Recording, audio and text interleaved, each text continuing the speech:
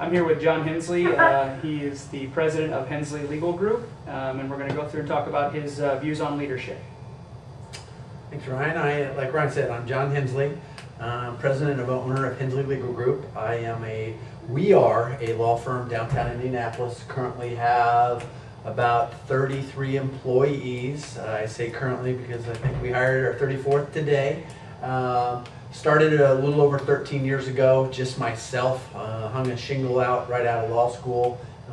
Kind of had a plan and some vision, and have kind of put my head down for the last 13 years, and worked hard on my plan and lifted my head up. And here I am now with 5 attorneys, and like I said, a total of 34 employees, focusing on mainly three different areas of law, but have dreams and goals and desires to expand that, both in terms of diversifying our practice areas as well as increasing our staff.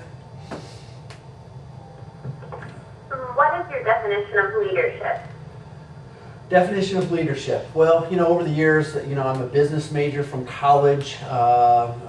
Went to law school. I've read a lot. You hear a lot of these goofy textbook definitions, but one kind of stuck with me a long time ago, and I had this quote framed, and it's hanging on the wall of my office at my home. And it's a quote from John Quincy Adams, and it goes something like this: if your actions inspire others to dream more, do more, learn more, and become more, you are a leader. And I think really, as I've learned, a lot about this business and a lot about working with people, I think that definition probably fits better than anything I've ever heard.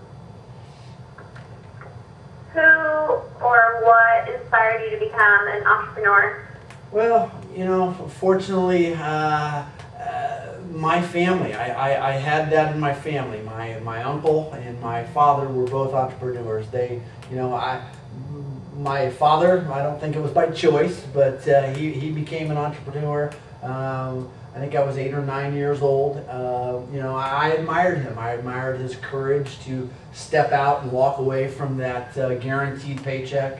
I admired his ability to, work with all different types of people in different situations, and take something from nothing and make it into something. So at an early age, I kind of looked and saw what he did, and kind of opened my eyes. Hey, I could do this too. I want to be like my dad. And from then, it just kind of took off. I read a lot. I found people that I looked up to that had their own business, and just kind of led me to kind of do my own thing and want to do my own thing. What leadership positions have you held? From a work perspective, professional's perspective, running my law firm. Prior to starting my law firm in college, I bought a couple lawnmowers and hired some high school kids and some other friends of mine, and built a lawn mowing business. My dad, I don't really remember this, but my dad tells me that when I was 8, 9 years old, I would want to buy cases of pop. And I'd want to resell these cases of pop because I saw the profit margin, and I realized that people would be willing to pay for convenience. If I had these available outside his little store that they were driving down, they wouldn't have to stop at a gas station and run in. They could just swing by. So I guess those are kind of the leadership positions I've had in my professional life. Personally, being an athlete, I think you learn a ton about leadership. You learn about working with on a team, and participating on a team, and what teamwork is all about. And I did that 1 year in college and all through high school and grade school. What values have led to your success? Boy, I think there's a laundry list here, but if I wanted to pare these things down, I think honesty, is probably number one. Integrity. Doing the right thing even when no one's looking, is probably one that I would rank right up there. How you think is everything. Just a positive attitude, a positive frame of mind, and just have that philosophy that things are positive. Is certainly a value that has led. It's cliche, but treating others the way you want to be treated, is true at any level. You learn those things in kindergarten. the more you got to give to get. The more you give, the more you're going to get. And I think that is something that, you know, I've really learned and really holds true, and something that you're taught of. All of us are taught as kids, but you know, it really holds true in this business. So I'd say those are probably the values that I treasure the most. What has been your biggest challenge this far? Biggest challenge, I would say biggest challenge is probably overcoming my own obstacles. You know, no one taught me how to do this. There's really no book you can read or any class that you can take to tell you how to make decisions and how to, you know, treat people and how to deal, you know, with certain situations. You know, we're all dealt the same situations in life. There's always crises and always things. And you know, I just need to learn the difference between those who do and those who don't are the way you react to these challenges. Some people react in a negative way, get down, give up. You know, it's how you react. And I think overcoming my own obstacles, you know, figuring out what I was good at and getting better at those things, but more importantly is being honest with myself and realizing things that I wasn't very good at, that weren't things that came natural to me, and really focusing on those things and really learning those things. And I think those are the biggest obstacles. Along the way, there's always obstacles. I mean, every day you're going to stumble, you're going to hit your knees on something, you're going to, you know, feel disappointed or defeated. You know, that's to be expected, and, you know, learning that, you know, that's all part of it is certainly, you know, a major obstacle to overcome. What qualities do you look for in a leader? Probably the same thing, you know, very similar to the definition of the values, but, you know, someone who's honest, someone who is, you know, of character, someone who is dependable, someone who's reliable. But, you know, I think the biggest thing are someone who can inspire others. You know, someone who can inspire others to do the best that they can to reach their potential, you know, and do so in a way that you are quick to deflect the praise. You know, if praise comes your way, that person is quick to deflect it and give it to others. But any sort of criticism, they're quick to accept it. You know, it's my fault. You know, accepting responsibility for their own actions, accepting responsibility for their own life. You know, I'm here because I've done this, not because this happened or the weather happened or taxes are too high or, you know, the cost of going to school is, you know, is too much, or I can't do this because I don't have time. You know, kind of the people who accept responsibility for where they're at, you know, and take responsibility for things good and bad, but when they are good, they, you know, they can quickly deflect that to those around them. How do you motivate people and get them to buy into your mission? I think the biggest way to motivate people to buy in is having confidence, you know, and I think confidence comes from a plan. You know, you don't just wake up one day and say, I'm going to do this. You know, you think about it, you plan, you know, it's all part of your goal setting. You probably have it written down somewhere. You just have conviction with what you're going to do.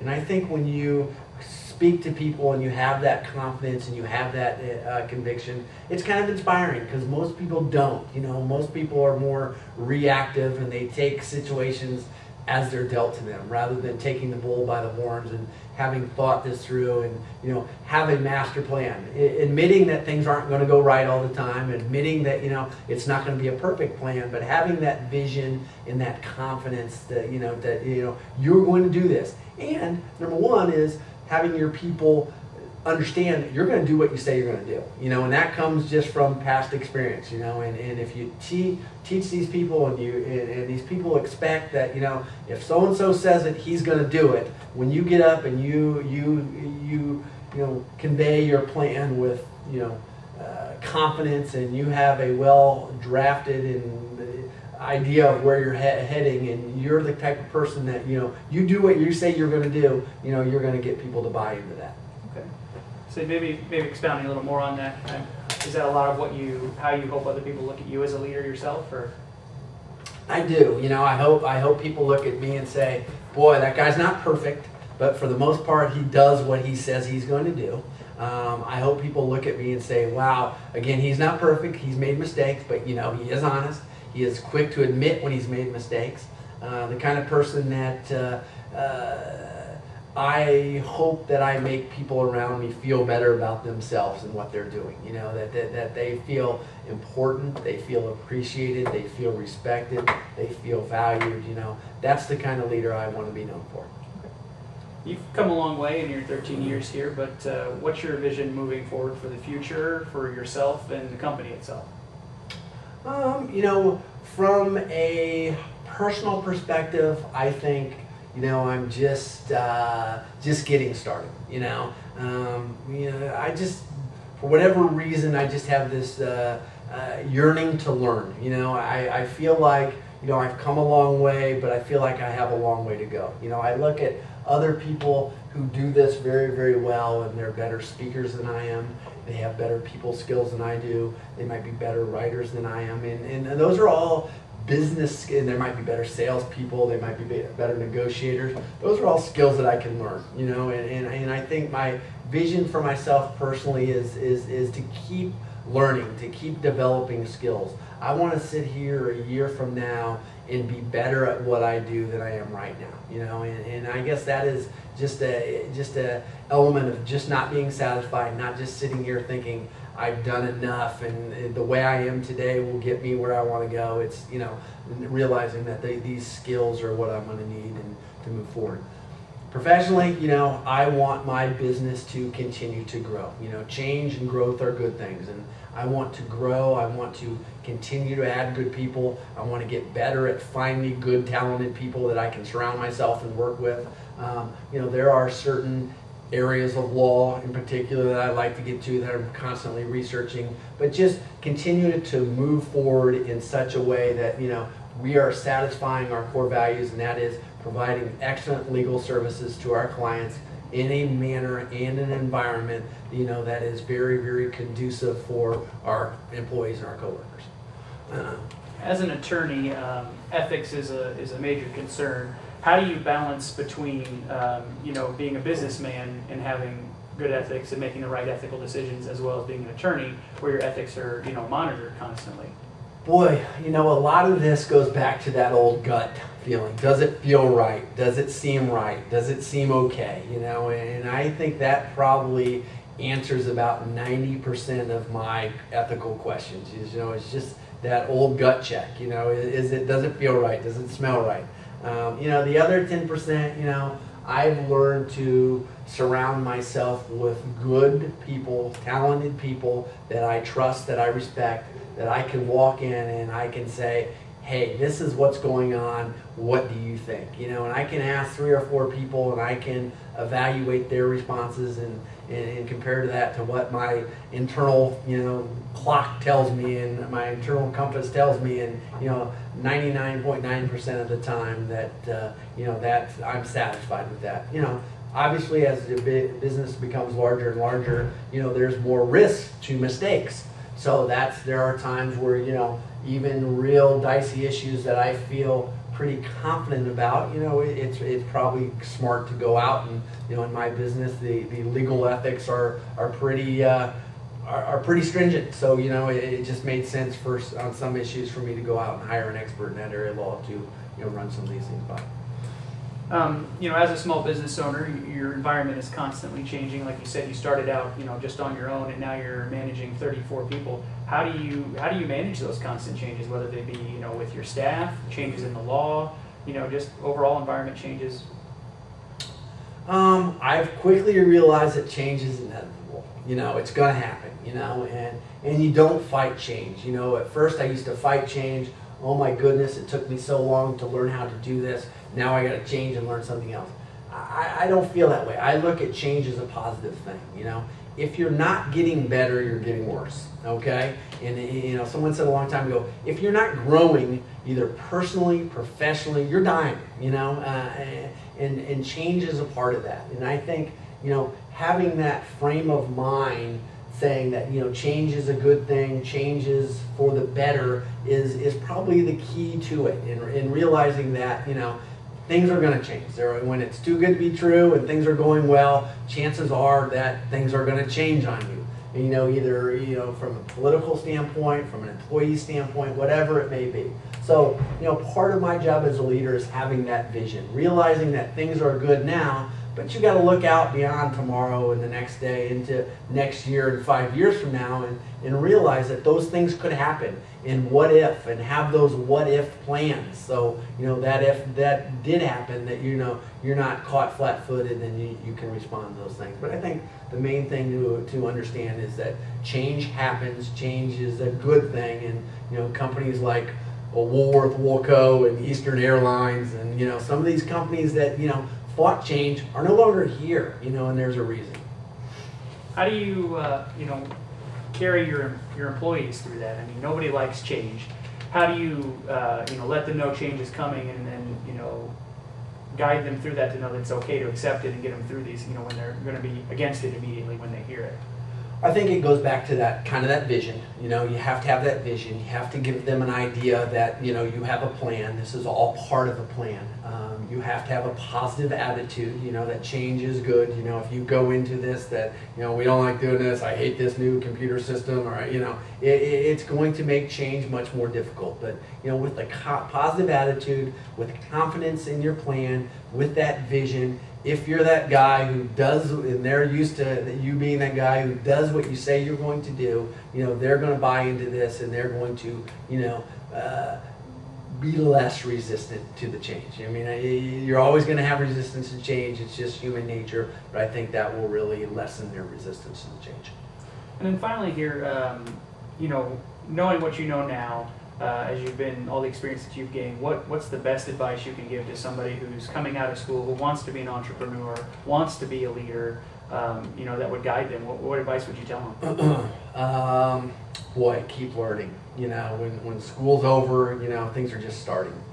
There's books, there's, the iPads and the iPods anymore. Everybody curses those things and says, it's what a waste of it. Boy, oh boy, the amount of resources available on those things, and, podcasts and audio books, and, everyone has free time that they're exercising or doing things. I mean, within an hour, you can listen to something and have a completely different perspective on it than you did before. And, learning, I would stress that, learn, follow people, find people who are good at what they do, find motivational speakers, find people who study success, study wealth, and listen to these people. They have a lot to offer. I'd say the next piece of advice is, have a plan. So many people go through life and don't have a plan.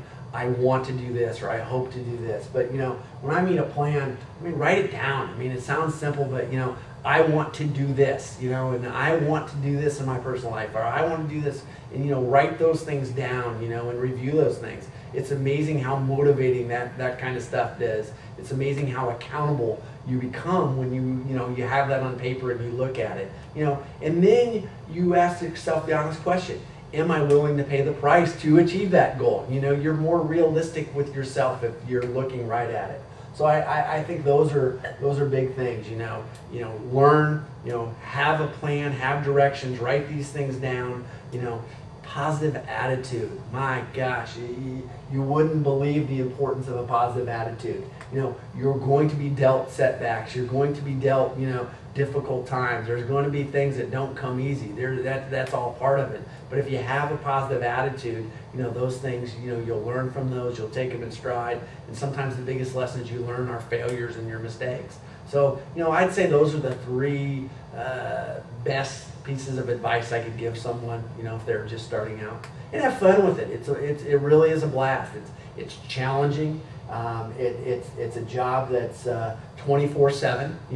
Even if you don't own your own business and you are a leader, it's truly a job that's 24/7, because you're thinking about problems, you're thinking about your coworkers, you're thinking about that vision all the time. Your mind usually doesn't even kick into your job until you leave the job, just because that's the only time you have idle time, because you're so busy through the day.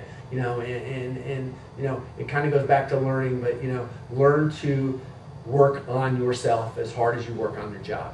Work on the skills that you need to do to get better in order to achieve whatever you've written down on that paper. So I guess that would be the best advice I could give somebody. Thank you very much. I appreciate your time. Thank you.